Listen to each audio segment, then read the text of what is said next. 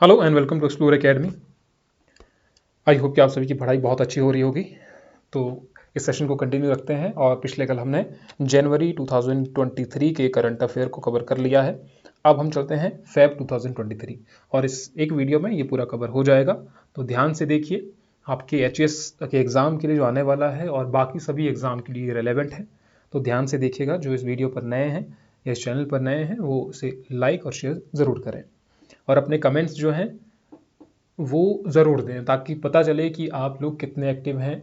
जो क्वेश्चन बीच में पूछे जा रहे हैं, बीच में इसलिए पूछे जाते हैं ताकि पता लगे कि आप बीच तक पहुँचे हैं या लास्ट तक पहुँचे हैं, क्योंकि लास्ट तक जो कमेंट आते हैं वो 2-3 के आते हैं, तो इसलिए हमें पता भी नहीं चल पाता है फिर कि कौन कौन देख रहा है, आप कितने एक्टिव हैं या आपके लिए ज़रूरी है, काम कर रहा है, आपको समझ आ रहा है। तो वो सभी चीज़ें कमेंट के माध्यम से मुझे पता लग जाती है।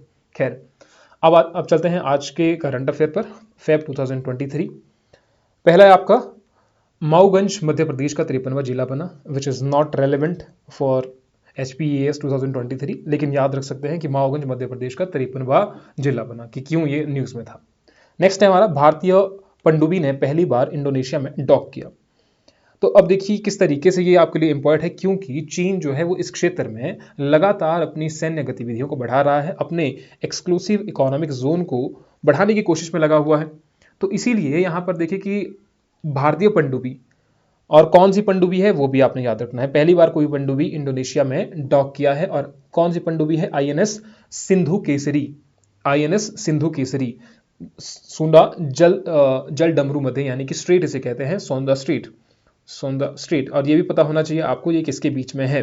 तो इंडोनेशिया के सुमात्रा द्वीप और जावा द्वीप के बीच में यह स्ट्रेट है और यह जावा सागर को हिंद महासागर से जोड़ती है, विच इज अगेन इंपॉर्टेंट।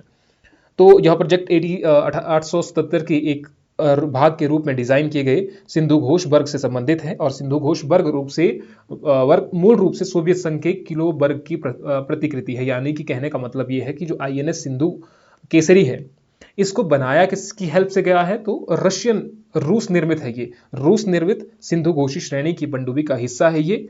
अब 1989 में भारतीय नौसेना द्वारा कमीशन किया गया था इसको, और ये पनडुब्बी जो है वो 3000 टन भार ले जाने के लिए ले जाने में सक्षम एक डीजल इलेक्ट्रिक पनडुब्बी है। तो याद होना चाहिए ये आपको। चीन जापान सुरक्षा संवाद आयोजित किया गया। अब इसमें क्या आपको जरूरी है, चीन और जापान क्यों किया गया, क्योंकि इन दोनों के बीच में वहां पर जो क्या कहते हैं, जापान और चीन के बीच में सेंकाकू द्वीप को लेकर झगड़ा चला हुआ है। क्योंकि यहाँ पर एक तो तेल के भंडार है बहुत ज़्यादा। 1969 में सेंकाकू द्वीप में तेल के भंडार पाए गए हैं। अब चाइना कह रहा है कि ये हमारा एरिया है, अब कह रहा है जब ये मिल गए थे तेल के भंडार की खोज के बाद, चीन इस द्वीप पर दावा कर रहा है कि भैया हमारा दावा है ये, और जापान कह रहा है कि ये तो हमारा है। जापान ने दुनिया के कई हिस्सों पर अपना दावा छोड़ दिया द्वितीय विश्व युद्ध के बाद, लेकिन ये कह रहा है कि भैया ये तो हमारे इलाके में आता है, तो इसीलिए दोनों के बीच में इसको लेकर के झगड़ा है। तो एग्जाम के लिए ये जरूरी है कि सेनकाकू द्वीप जो है वो आखिरकार कहाँ पर है, तो निर्जन द्वीप पूर्वी चीन महासागर में स्थित है। और यहाँ पर आप लगातार देखेंगे कि चाइना जो है विस्तार करते जा रहा है, क्योंकि यहाँ पर दिक्कत आती है एक्सक्लूसिव इकोनॉमिक जोन को लेकर के। अब चाइना कहेगा कि भैया ये वाला क्षेत्र हमारा है, लेकिन यहाँ पर छोटे छोटे द्वीप भी हैं। अब जो द्वीप हैं वो कहेंगे कि भैया नहीं, ये क्षेत्र तो हमारा है, तो इसीलिए यहाँ पर चलता रहता है इन दोनों के बीच में। चीन के जोंगशिंग 26 उपग्रह लॉन्च किया। चीन ने जोंगशिंग 26 संचार उपग्रह को 23 फरवरी को कक्षा में भेजा। यह उपग्रह बियासेट इन फ्लाइट कनेक्टिविटी उपकरण का उपयोग करके सिचुआन एयरलाइंस के एयरबेस A329 उड़ानों जैसे विमानन यात्रियों को कनेक्टिविटी की आपूर्ति करेगा। चीन का ये पहला है, इसलिए ये इंपॉर्ट हो जाता है। फिर जो विमान यात्री बैठे हैं उनको किस तरीके से कनेक्टिविटी मिलेगी, इसलिए जहाँ के लिए ब्रॉडबैंड कनेक्टिविटी देगा उनके लिए। इसके बाद है महिला T20 वर्ल्ड कप 2023। पता होना चाहिए किसके द्वारा आयोजित किया गया, तो इस बार इसकी मेज़बानी की दक्षिण अफ्रीका ने, लेकिन जीत किसको हासिल की, ऑस्ट्रेलिया की महिला क्रिकेट टीम ने T20 वर्ल्ड कप 2023 में फाइनल मैच में मेज़बान जो था वो दक्षिण अफ्रीका था, को 19 रनों से हटाकर 6ठी बार जीत दर्ज की है। और अभी तक महिला T20 वर्ल्ड कप 8 बार आयोजित हो चुका है। 8 बार आयोजित हो चुका है और पहली बार 2009 में हुआ था, और पहली बार चैंपियन जो बनी थी वो इंग्लैंड बनी थी। ऑस्ट्रेलिया जो है वो सबसे ज़्यादा बार यानी 6 बार इसने जीत दर्ज कर ली है, which is again important. Doctor Sanjeev Singh Raghuvanshi Bharat के नए ड्रग्स कंट्रोलर जनरल। तो ड्रग्स कंट्रोलर जनरल ऐसे ही याद रख सकते हैं कि अभी हाल ही में कौन बने नए, तो डॉक्टर संजीव रघुवंशी भारत के नए ड्रग्स कंट्रोलर जनरल बन गए हैं और 28 फरवरी 2025 तक इस पद पर ये रहेंगे। नेशनल स्टॉक एक्सचेंज का सोशल स्टॉक एक्सचेंज, कौन सा? नेशनल स्टॉक एक्सचेंज का सोशल स्टॉक एक्सचेंज। अब सेबी ने नेशनल स्टॉक एक्सचेंज को अपना सोशल स्टॉक एक्सचेंज लॉन्च करने की मंजूरी दे दी है। इसका उद्देश्य क्या होगा ये आपको याद रखना पड़ेगा। तो सोशल स्टॉक एक्सचेंज का उद्देश्य होगा समाज की भलाई के लिए काम करने वाले ट्रस्ट और नॉन प्रॉफिट ऑर्गेनाइजेशंस को या नॉन प्रॉफिट एनपीओ को शेयर बाजार से फंड जुटाने में मदद करना। जो सामाजिक कार्य करते हैं वो अगर शेयर मार्केट से पैसा उठाना चाहते हैं तो वो क्या करेंगे, इसके माध्यम से अपने स्टॉक्स बेचेंगे। जैसे कि फंड जुटाने के लिए ऑर्गेनाइजेशनल पब्लिक ऑफर के जरिए क्या करेगा, zero coupon zero principal bond जारी करेगा। क्या करेगा, इंपॉर्टेंट है आपका, zero coupon zero principal bond जारी किया जाएगा सोशल स्टॉक एक्सचेंज के द्वारा। इंपॉर्टेंट आपके एग्जाम के लिए। अजय बंगा विश्व बैंक के अध्यक्ष नामित। तो विश्व बैंक के नए अध्यक्ष कौन बने? अजय बंगा। वो नामित हुए थे पहले, लेकिन जुलाई में उनको फिर क्योंकि फेब का है तो जुलाई में विश्व बैंक के जो वर्तमान अध्यक्ष थे डेविस मालपास ने जून के अंत तक पद छोड़ने की घोषणा की है। तो उसके बाद क्या होता है कि जुलाई में अजय बंगा विश्व बैंक के अध्यक्ष बन जाते हैं। तो अब ये है, अब विश्व बैंक का जो मुख्य उद्देश्य है वो क्या है? सदस्य राष्ट्रों को पुनर्निर्माण और विकास के कार्य में आर्थिक सहायता देना है और इसका मुख्यालय जो है वॉशिंगटन डीसी में। इसकी स्थापना 1944 में की गई थी। सकल घरेलू जलवायु जोखिम रैंकिंग, तो ये किसके द्वारा है? क्रॉस डिपेंडेंसी इनिशिएटिव ने ग्रॉस डोमेस्टिक क्लाइमेट रिस्क पर एक रिपोर्ट जारी की है। इसमें चीन के 26 प्रांत और भारत के, आपको कितने रखने याद? भारत के 9 प्रांत और अमेरिका के 5 प्रांत सबसे असुरक्षित हैं और 9 भारतीय राज्य जलवायु जोखिम के प्रति अधिक संवेदनशील हैं। तो ये कौन कौन से? इसमें हिमाचल तो शामिल नहीं है, लेकिन ये वाले जो राज्य हैं वो इसमें शामिल है। जीके फैक्ट क्या कहता है? क्रॉस डिपेंडेंसी इनिशिएटिव एक वैश्विक संगठन है जो क्षेत्रों, बैंकों और कंपनियों हेतु जलवायु जोखिम विश्लेषण में विशेषज्ञता रखता है।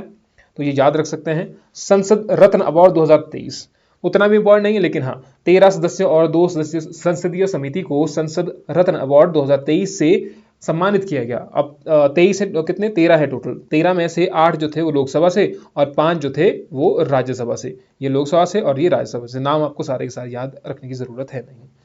भारत और गुयाना के बीच हवाई सेवा समझौता, तो वर्तमान में भारत के पास लगभग 110 देशों के साथ हवाई सेवा समझौते हैं। हाल ही में किसके साथ हुआ है? तो गुइनिया के साथ। मैप में देखिएगा इसको कि गुइनिया कहां पर है। मैप में देखिएगा, मैपिंग सेक्शन से इंपॉर्ट आ सकता है कि हाल ही में न्यूज में क्यों था।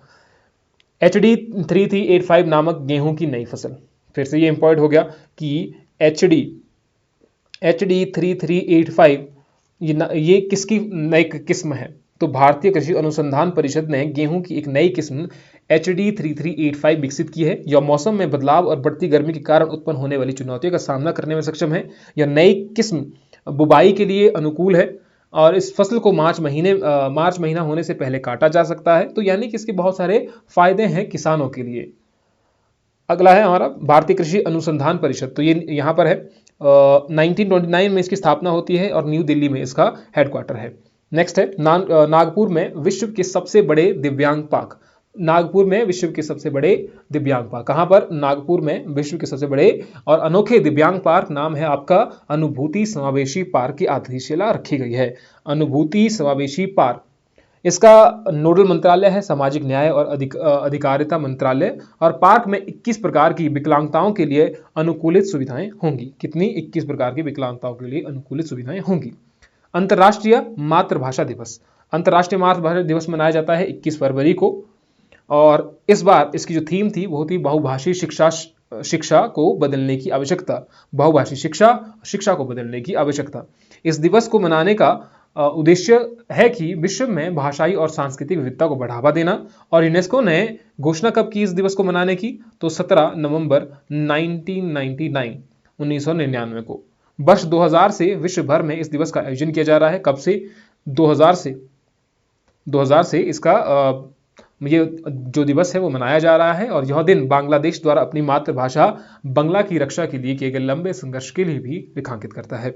और 21 फरवरी को अंतर्राष्ट्रीय मातृभाषा दिवस के रूप में मनाने का सुझाव भी बांग्लादेश के ही रफीकुल इस्लाम द्वारा दिया गया, विच इज अगेन इम्पॉर्टेंट। अंतर्राष्ट्रीय मातृभाषा दिवस 21 फरवरी।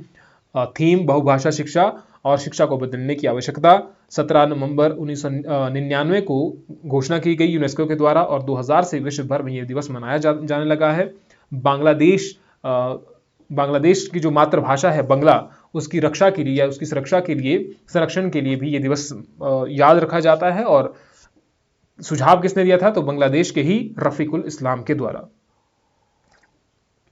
नेक्स्ट है हरियाणा के फतेहाबाद जिले में परमाणु संयंत्र।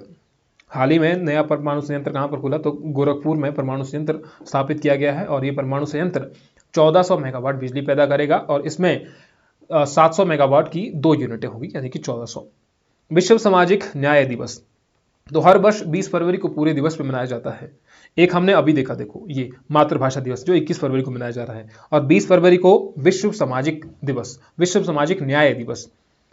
और इस बार इसका जो थीम थी वो थी सामाजिक न्याय के लिए बाधाओं पर काबू पाना और अवसरों को उजागर करना। Overcoming barriers and unleashing opportunity for social justice. और पहली बार ये दिवस मनाया गया था 2009 में, पहली बार 2009 में। और ऊपर वाला जो हमने देखा वो पहली बार 2000 में 1999 में घोषणा की गई थी। नेक्स्ट है दादा साहब फाल्के अंतर्राष्ट्रीय फिल्म उत्सव 2023। दादा साहब फाल्के अंतर्राष्ट्रीय फिल्म उत्सव 2023। द कश्मीर फाइल्स को दादा साहब फाल्के अंतर्राष्ट्रीय फिल्म समारोह 2023 में बेस्ट फिल्म का पुरस्कार मिला। और आलिया भट्ट और रणवीर कपूर को ने Dada Saheb Phalke international film festival awards में सर्वश्रेष्ठ अभिनेता और सर्वश्रेष्ठ अभिनेत्री का पुरस्कार जीता। तो सारे के सारे आपको याद रखने की जरूरत नहीं है। बेस्ट फिल्म याद रखिएगा, best film of the year, एक तो बेस्ट फिल्म हो गया Kashmir files, best film of the year है RRR, और बेस्ट एक्टर हो गया रणवीर कपूर जो Brahmastra part 1 Shiva, best actress Alia Bhatt. तो इतने आप याद रख सकते हैं। बेस्ट डायरेक्टर R बाल्की चुप के लिए। तो इतनी आप काफ़ी, इतना ज़्यादा आपको याद रखना। बाफ्टा अवार्ड 2023, तो ये किससे संबंधित है? All quite on the western front ने 7 अवार्ड जीते हैं। बाफ्टा अवार्ड 2023 में जर्मन फिल्म है एक, all quite on the western front, जो वेस्टर्न फ्रंट पर घटनाएं हो रही है उस पर सारे चुप है, कुछ इस तरीके से फिल्म बनाई गई है। और इस फिल्म ने 7 अवार्ड जीते हैं, बेस्ट फिल्म ने ये। नेक्स्ट है हमारे पास आयुष्मान खुराना यूनिसेफ के राष्ट्रीय राजदूत नियुक्त हो गए हैं। इंपॉर्टेंट आपके एग्जाम के लिए, HAS के लिए। यूनिसेफ इंडिया के लिए बाल अधिकार के राष्ट्रीय राजदूत के रूप में किसे नियुक्त किया गया है? तो आयुष्मान खुराना को। आयुष्मान को सितंबर 2030 में यूनिसेफ इंडिया के सेलिब्रिटी एडवोकेट के रूप में नियुक्त किया गया था। अब उन्हें क्या बनाया गया है? राष्ट्रीय राजदूत बनाया गया है। पहले सेलिब्रिटी एडवोकेट थे, अब राष्ट्रीय राजदूत नियुक्त किया गया है। यूनिसेफ इंडिया देश भर में बच्चों के अधिकारों को बढ़ावा देने के लिए तथा उनकी सुरक्षा के लिए काम करता है। और भारत के साथ यूनिसेफ की साझेदारी 1949 से शुरू हुई, विच इज़ अगेन इम्पॉर्टेंट। और भारत का पहला जो कार्यालय बना वो न्यू दिल्ली में बना 1952 में। और महिला और विकास मंत्रालय भारत में एक नोडल एजेंसी है इसकी। यूनिसेफ की बात करें तो यह संयुक्त राष्ट्र की एक एजेंसी है और 11 दिसंबर 1946 को संयुक्त राष्ट्र अंतर्राष्ट्रीय बाल आपातकालीन कोष के रूप में इसकी स्थापना की गई। और 1953 में इसका नाम बदलकर संयुक्त राष्ट्र बाल कोष रख दिया गया। और इसका मुख्यालय जो है वो कहां पर है? वो न्यूयॉर्क में है। कहां पर है? न्यूयॉर्क में। नेक्स्ट है हमारे पास शास्त्रीय गायक पंडित विजय कुमार किचलू का निधन। तो आपने सिर्फ इतना याद रखना है कि पंडित विजय कुमार जिनका हाल ही में निधन हुआ वो कौन थे, क्योंकि उनको पद्मश्री से सम्मानित किया गया है, तो इसलिए इंपॉर्टेंट है। तो शास्त्रीय गायक पंडित विजय कुमार किचलू शास्त्रीय गायक हैं, ठीक है, उनका निधन हो गया। पिक्चर्स ऑफ द ईयर प्रतियोगिता, तो कार्तिक सुब्रमण्यम ने नेशनल जियोग्राफिक की पिक्चर्स ऑफ द ईयर 2023 प्रतियोगिता जीती। इतना ही काफी आपके लिए। सौराष्ट्र ने बंगाल को हराकर रणजी ट्रॉफी जीती। किसको हराकर, कौन जीता, एग्जाम में पूछा जाता है। सौराष्ट्र ने कोलकाता के ईडन गार्डन में अपना दूसरा रणजी ट्रॉफी जीता है। तो सौराष्ट्र इस बार का रणजी ट्रॉफी विजेता है। हराया किसको? कोलकाता के ईडन गार्डन में, बंगाल को हरा करके। लद्दाख में शिंकुला टनल के निर्माण को मंजूरी। अब शिंकुला टनल क्यों बनाई जा रही है यहाँ पर? क्योंकि ऑल वेदर कनेक्टिविटी चाहिए, हर मौसम में कनेक्टिविटी चाहिए, और 4.1 किलोमीटर लंबी शिंकुला सुरंग के निर्माण को मंजूरी दे दी गई है। और इस प्रोजेक्ट योजक के तहत सीमा सड़क संगठन द्वारा बनाया जाएगा। यह टनल केंद्र शासित प्रदेश के सीमावर्ती क्षेत्रों के लिए छोटा सा मार्ग होगा और सुरंग 1681 करोड़ रुपए की लागत से दिसंबर 2025 तक बनकर तैयार हो जाएगी। शिंकुला टनल लद्दाख और हिमाचल प्रदेश की सीमा पर एक पहाड़ी दर्रा है। यह हिमाचल प्रदेश लेह लद्दाख की जस्कर घाटी को लाहौल से जोड़ता है।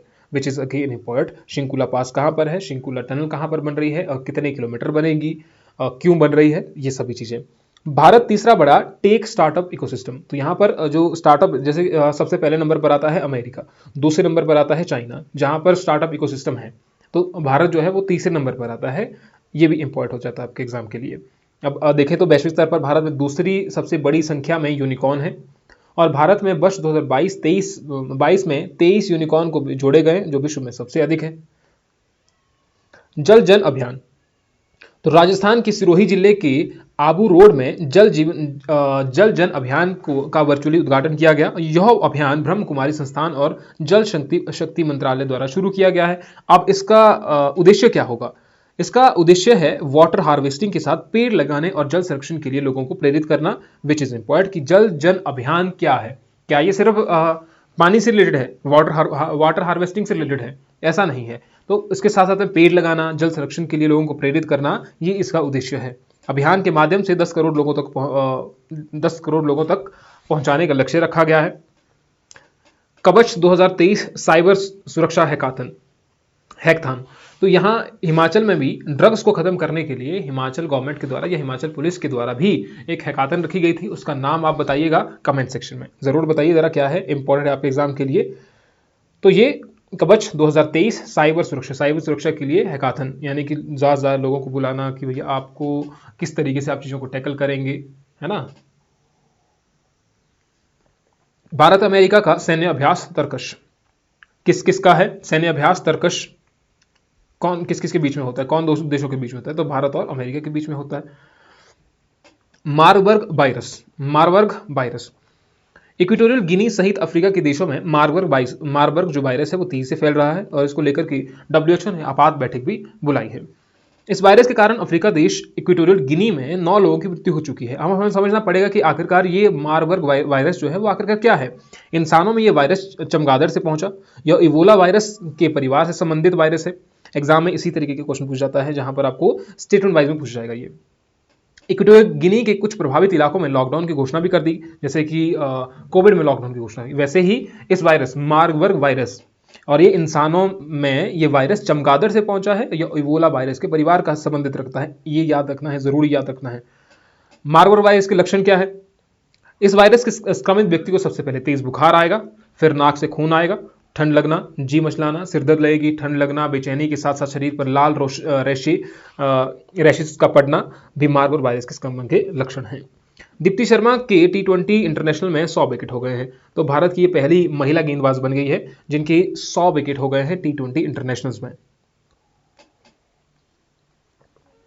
श्री कटास राज मंदिर। पाकिस्तान उच्चायोग ने पंजाब प्रांत के चकवाल जिले में 12 से 22 फरवरी 2023 के बीच श्री कटास राज मंदिर के दर्शन के लिए भारत के 114 हिंदू तीर्थयात्रियों के समूह का वीजा जारी किया है। अब हमें यह पता करना है कि ये कटास मंदिर एक तो पाकिस्तान में है, इंडिया में होता तब तो बात अलग होती, लेकिन पाकिस्तान में है। अब ऐसा है कि वहां पर हिंदुओं का शोषण भी होता है कई बार, इसलिए जरूरी बन जाता है कि भैया मंदिर 114 हिंदू तीर्थयात्रियों के समूह को वीजा जारी कर दिया गया है, तो इसलिए जरूरी बन जाता है। और इस मंदिर का निर्माण खटाना गुज्जर राजवंश ने करवाया था। यहाँ एक प्राचीन शिव मंदिर भी है। अभिनेता जावेद खान अबरोही का निधन। तो अभिनेता है जावेद खान, कौन है अभिनेता? सप्तकोटेश्वर मंदिर। 350 साल पुराने सप्तकोटेश्वर मंदिर के जुनाधन के बाद गोवा की सावंत सरकार ने 11 फरवरी 2023 को मंदिर का उद्घाटन किया। पुर्तगालियों द्वारा गोवा विजय के पश्चात इस मंदिर को नष्ट कर दिया गया था। इसी प्रकार से गोवा में जितने मंदिर बने हुए हैं जिनको पुर्तगालियों के द्वारा नष्ट किया गया है, उनको अब पता लगाया जा रहा है कि भैया कौन कौन से मंदिरों को तोड़ा जा रहा है, उसका सर्वे करवाया जा रहा है गोवा सरकार के द्वारा। यहाँ पर शिव मंदिर है और इसका निर्माण जो था 12वीं शताब्दी के कदम वंश के शासक शिवचित पर्वदित के द्वारा करवाया गया। खनन प्रहरी एप्लीकेशन। तो खनन प्रहरी किससे आपको रिलेटेड लग रहा है? माइनिंग से। तो देश में अवैध खनन पर अंकुश लगाने के लिए भारत सरकार ने एक मोबाइल एप्लीकेशन और निगरानी प्रणाली शुरू की है और इस ऐप का नाम क्या रखा हुआ है, खनन प्रणाली रख दिया गया है। मीरा पहल किससे रिलेटेड है, तो भारत द्वारा मोटे अनाजों की खपत और उत्पादन को बढ़ावा देने के लिए millets international initiative for research and awareness MIIRA sorry, तो इसकी फुल फॉर्म क्या हो गई, millets international initiative for research and awareness यानी कि मीरा, इसकी घोषणा की गई है। इसका उद्देश्य क्या होगा, मोटे अनाजों से संबंधित अनुसंधान को समर्थन करते हुए विश्व के मोटे अनाज अनुसंधान संगठनों को जोड़ा। अब मोटे अनाज क्या है, जैसे ज्वार, बाजरा, मक्की, जौ, इस तरीके से ये सारे कैसे हैं, ये मोटे अनाज हो गए, क्योंकि इंटरनेशनल ईयर ऑफ मिलेट्स 2023 को घोषित कर दिया गया है। अब ये भी आपके लिए जरूरी है, इंटरनेशनल ईयर्स ऑफ मिलेट्स। अब मिलेट्स में क्या क्या चीजें आती हैं, वो क्यों है, क्योंकि इसमें पोषण भरपूर मात्रा में होता है। आज की डेट में उनको थोड़ा सा नेग्लेक्ट कर दिया गया है भोजन से, तो इसलिए ये जरूरी बन जाता है। फिर मीरा पहल किस चीज से रिलेटेड है, तो मोटे अनाज से। शहाबुद्दीन चुप्पू बांग्लादेश के नए राष्ट्रपति निर्वाचित, तो बांग्लादेश के नए राष्ट्रपति कौन बने, शहाबुद्दीन चुप्पू को राष्ट्रपति पद के लिए नामित किया गया है और ये यहाँ के बांग्लादेश के 22वें राष्ट्रपति होंगे। शहाबुद्दीन बांग्लादेश के पूर्व न्यायाधीश और स्वतंत्रता सेनानी भी रह चुके हैं और बांग्लादेश में लंबे समय तक राष्ट्रपति पद तक रहने वाले हामिद का जो कार्यकाल है वो समाप्त हो गया और संविधान के अनुसार वे तीसरा कार्यकाल नहीं रख सकते हैं। 2 ही बार राष्ट्रपति बना जा सकता है, लेकिन भारत में ऐसी कोई कंडीशन है नहीं, जितनी बार राष्ट्रपति बनना चाहें बन सकते हैं। लेकिन यहां पर बांग्लादेश में आप देखेंगे कि सिर्फ 2 बार तक ही 2 बार बन सकते हैं, जैसे कि आपको अमेरिका में देखने को मिलता है। निकोस क्रिस्टोडोलाइसिस साइप्रस के नए राष्ट्रपति, तो ये भी आप सिंपली याद रख सकते हैं कि निकोलस क्रिस्टोडोलाइसिस साइप्रस के नए राष्ट्रपति बने हैं। नेक्स्ट है, इंग्लैंड के पूर्व क्रिकेट कप्तान इयोन मॉर्गन का संन्यास हो गया है, तो ये उतना रेलेवेंट नहीं है। इयोन मॉर्गन जिन्होंने हाल ही में पूर्व क्रिकेट से संन्यास लिया, वो किससे संबंधित है, कौन सी टीम से संबंधित है, इंग्लैंड। देश की पहली मोहल्ला लोक अदालत कहां पर, छत्तीसगढ़ में, और छत्तीसगढ़ के 5 जिलों में इसको शुरू कर दिया गया है। मोहल्ला लोक अदालत शुरू की गई है देश की पहली। न्याय तुहर योजना के तहत इस अभियान की शुरुआत की जा रही है, विच इज एम्पावर्ड हो गई है आपका। 13 नए राष्ट्रपतियों की नियुक्ति, जिसमें हिमाचल प्रदेश शिव प्रताप शुक्ला और लद्दाख के उपराज्यपाल ब्रिगेडियर डॉक्टर BD मिश्रा। राज्यपाल क्या करता है, संवैधानिक प्रमुख होता है, वो मंत्रिपरिषद की सलाह से कार्य करता है। संविधान के अनुच्छेद 155 के अनुसार राज्यपाल की नियुक्ति राष्ट्रपति के द्वारा प्रत्यक्ष रूप से की जाएगी, किंतु वास्तव में राज्यपाल की जो नियुक्ति है वो राष्ट्रपति के द्वारा केंद्रीय मंत्रिमंडल की सिफारिश पर की जाती है। सबसे पहले केंद्रीय मंत्रिमंडल जो है वो सिफारिश देगा राष्ट्रपति फिर जाकर के अपॉइंटमेंट करेगा गवर्नर की। यूपी सरकार द्वारा one family one identity portal launch किया गया है। इससे क्या होगा कि जो सरकारी योजनाएं हैं उनको लोगों तक पहुंचाना आसान हो जाएगा, क्योंकि one family one identity card, जैसे आजकल आइडेंटिटी कार्ड होते हैं अलग अलग, आधार कार्ड है सभी का अलग होता है फैमिली में, अब इसमें क्या होगा कि एक ही फैमिली का one family one identity card होगा। तो मुफ्त और सस्ता राशन उपलब्ध कराना जिसके पास राशन कार्ड नहीं है, जो उत्तर प्रदेश में व्यापारों का व्यापक डेटाबेस तैयार करेगा। विश्व का पहला सुपर मैग्नेट, ऑक्सफोर्ड स्थित टेकामक एनर्जी द्वारा विश्व का पहला सुपर मैग्नेट डेमो 4 विकसित किया गया है। यह परमाणु ऊर्जा संयंत्रों के लिए उच्च तापमान सुपर कंडक्टिविटी जिसे आप कहते हैं मैग्नेट की एक नई पीढ़ी है। तो आपको पूछा जाएगा कि विश्व का पहला जो सुपर मैग्नेट है उसका नाम क्या है, तो डेमो 4, ठीक है। यह संलयन आधारित बिजली संयंत्रों के लिए उपयोगी होगा। डेमो 4 चुंबक में पृथ्वी के चुंबकीय क्षेत्र से लगभग कितना पृथ्वी के चुंबकीय क्षेत्र से, मैग्नेटिक फील्ड से लगभग, पृथ्वी की जो मैग्नेटिक फील्ड है उससे लगभग 1 लाख गुना अधिक मजबूत चुंबकीय क्षेत्र इसका होगा। यह नाभिकीय संलयन प्रक्रिया के दौरान बने अत्यधिक गर्म प्लाज्मा को सीमित और नियंत्रित करने में सक्षम है। फिर है आपका जम्मू कश्मीर में लिथियम भंडार, और ये कहां वाले क्षेत्र में, जम्मू कश्मीर के रियासी जिले में सलाना हेमा क्षेत्रों में 5.9 ट्रिलियन के लिथियम भंडार का पता लगा है और ये देश में मिला लिथियम का पहला भंडार है। लिथियम का पहला इतना बड़ा जो भंडार है जो हाल ही में मिला हुआ है। तो अब लिथियम का देखते हैं क्यों ये लिथियम इंपॉर्टेंट है, क्योंकि अभी तक हम एक्सपोर्ट कर रहे हैं, इसको इंपोर्ट कर रहे हैं लिथियम को, जैसे लिथियम आयन बैटरीज हैं या अन्य सभी। तो प्रयोग इलेक्ट्रिक वाहन में, अब क्योंकि हम इलेक्ट्रिक वाहन की तरफ जा रहे हैं तो हमें लिथियम बैटरी की जरूरत होगी।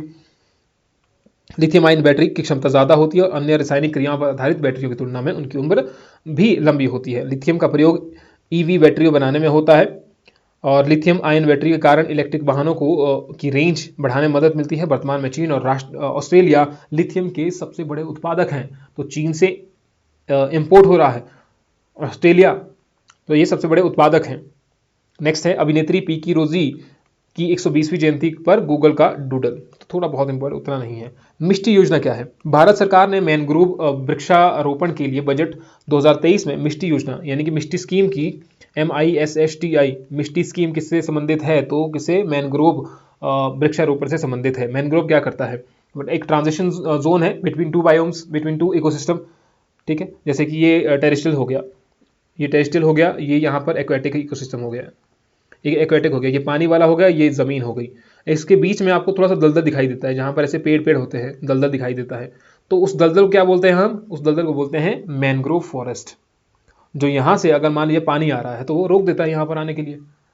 इसीलिए आप कहते हैं कि भैया ऐसे रीजन में या कोस्टल रीजन में मैनग्रोव फॉरेस्ट होने चाहिए, ताकि जो कोस्टल में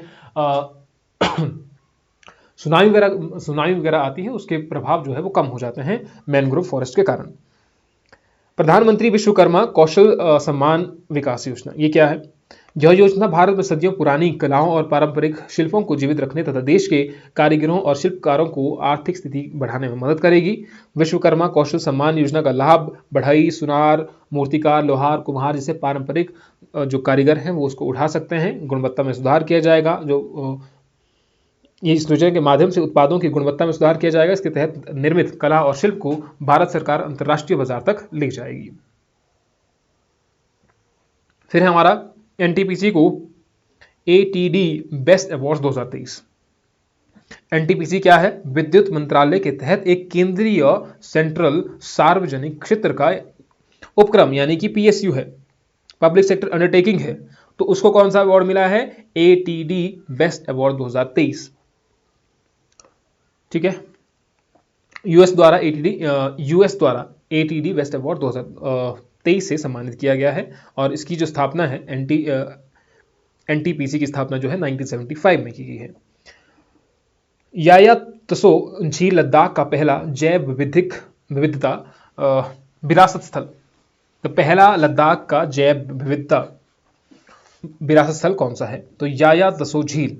एग्जाम के लिए जरूरी। यह कहाँ पर है? लद्दाख में 4200 मीटर की ऊंचाई पर स्थित है, एक झील है। यहाँ पक्षियों के स्वर्ग के रूप में इसे जाना जाता है, क्योंकि यहाँ पर बहुत सारे पक्षी आते हैं। यह झील भारत में काली गर्दन वाले क्रेन के उच्चतम प्रजनन स्थलों में से एक है। जैव विविधता विरासत स्थल क्या है?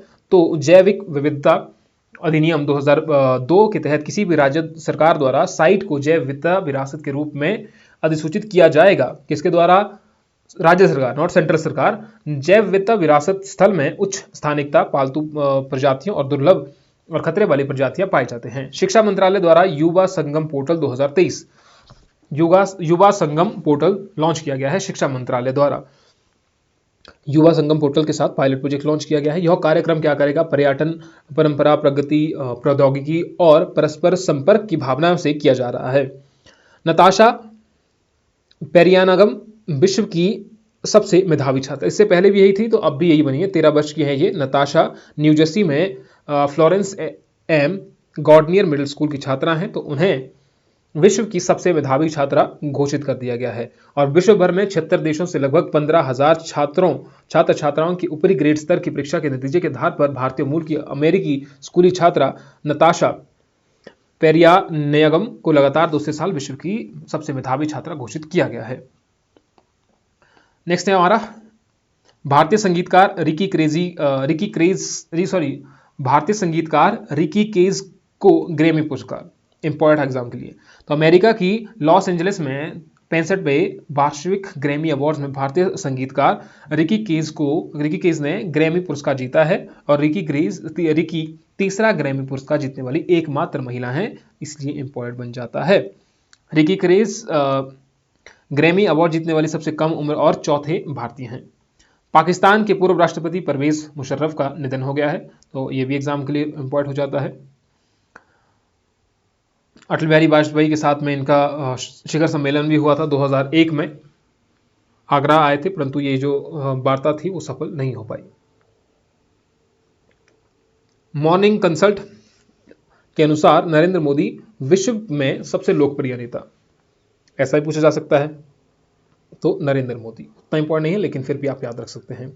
सरस आजीविका मेला 2023 क्या कहता है कि जम्मू कश्मीर के उपराज्यपाल मनोज सिन्हा ने 4 फरवरी को जम्मू कश्मीर के बाग ए बहू में सरस आजीविका मेला 2023 का उद्घाटन किया और 11 दिवसीय यह मेला केंद्र शासित प्रदेश जम्मू कश्मीर में अपनी तरह का पहला मेला है।